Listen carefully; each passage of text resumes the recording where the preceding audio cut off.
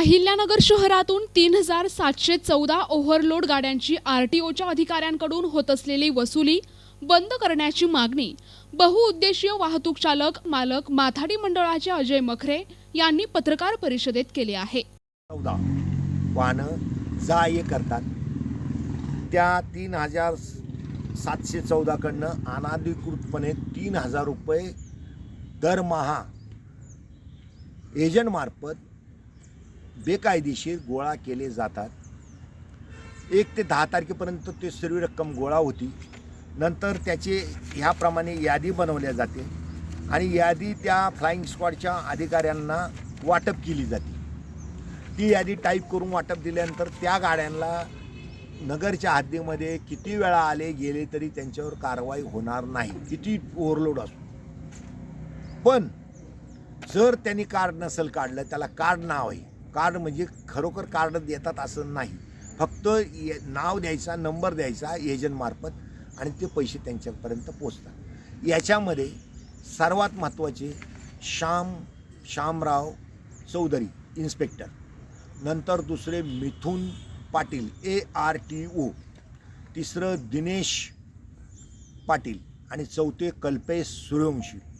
हे सर्व ऑर्गनायझिंग पैशाचं याचं त्याचं सर्व बघतात आणि माननीय सगरे साहेब यांच्याकडे तक्रार जरी घेऊन गेले तर ते पांघरून टाकतात. आता सांगायचं म्हणजे तक्रार जर आपण घेऊन गेलो, ह्यांना जर जनतेला दिसतं हे सर्व उघड्या डोळ्यांनी, तर मग हे सगरे साहेबांना का दिसत नाही? मग सगरे साहेबांनी त्यांचे डिफॉल्ट रिपोर्ट त्यांच्या वरिष्ठांकडे किती पाठवले आहेत आल्यापासून, किंवा पूर्वी कोणी पाठवले का? समजा आता मी जर विचित्र काम करत असलो आणि भ्रष्टाचाराचं करत असलो तर मला तर माझा रिपोर्ट गेला पाहिजे ना शासनाकडं. मग तो पाठवला आहे का पाठवत नाही? मग ह्याच्यात सर्व हे लिंक आहे आणि ह्या लिंकमध्ये एजंट लोक जे जिल्ह्यातून पैसे गोळा करतात आणि ते पैसे सर्व एजंट म्हणजे फरक बघा, जे लायसन वगैरे काढतात ते एजंट नव्हे. एजंट म्हणजे यांनी पगारावर ठेवलेले खाजगी माणसं ज्याचं शिक्षण 8वी 9वी झालेलं आहे, परंतु त्याच्या अंगात 1.5 किलो सोनं असतं अंगावर आणि त्याला पगार 2 ते 2.5 लाख रुपये पगार असतो नुसतं. फक्त त्यांनी अँटी करप्शननी जर पकडलं तर त्यांनी नाव यांचं सांगायचं नाही यांच्यासाठी, तो गेलेली केस असते ती. अशा पद्धतीने यांचा भ्रष्टाचार आणि यांच्याकडे यांच्या अधिकाऱ्यांकडे गेलं, तुम्ही अर्ज द्या, जे काही चौकशी आम्ही करू. असे अर्ज अनेक आमच्या संघटनेने आम्ही सर्वांनी दिले, नागरिकांनी दिले, त्याचं कोणाचंही उत्तर दिलं नाही. आम्ही अर्ज फाईल करतो किंवा ह्याच्यावर अशी कारवाई केली, अजिबात उत्तर नाही. त्यांनी दाखवून द्यावं. तुमची मागणी काय? मागणी आहे की सर्व हे जे ओव्हरलोडचे जे बेकायदेशीर पैसे घेतात, पासिंगचे जे सहीचे पैसे घेतात आणि चेकपोस्टचे जे नाईट विकायचे पैसे घेतात, ही सर्व बंद व्हावं, तात्काळ बंद व्हावं आणि चालकांना, वंचित गरीब चालकांना याच्यापासून मुक्तता मिळावी. बऱ्याच जिल्ह्यामध्ये आता मुक्त झालेले आहेत. बरेच अधिकाऱ्यांनी आपलं जे बंद केलेले आहे हे बेकायदेशीर, तर हे बेकायदेशीर जे पैसे वसुली होती ही शासनाला काही जात नाही, शासनाच्या फंडात जात नाही, ही यांच्या खिशात जाती, ती बंद व्हावी. तसं त्यांनी बंद केल्याचं नमूद दाखवावं.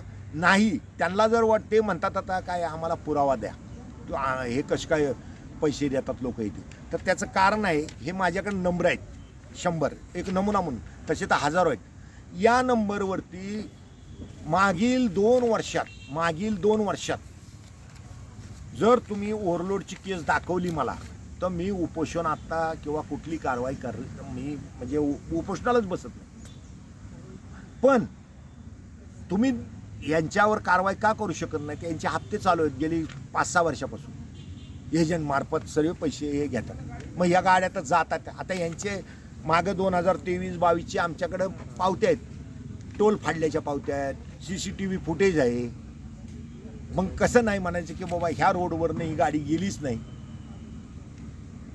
आणि विशेष म्हणजे जी ह्या गाड्यांवरती जर तुम्ही मला केस दाखवली की आम्ही ह्याच नंबराची साहेब 2023मध्ये केस केलेली आहे, तर मी माझे उपोषण सोडू, कारण हे केस करू शकत नाही. ह्या अशा आणलेत की ते त्यांच्या हप्ते देतात त्यांना. मग हे सर्व बंद होण्यासाठी बरं, अर्ज यांचे वरिष्ठ काय सगळे वगैरे ऐकून घेण्याच्या मनस्थितीत नाही, बोलण्याच्या मनस्थितीत नाही. ओके.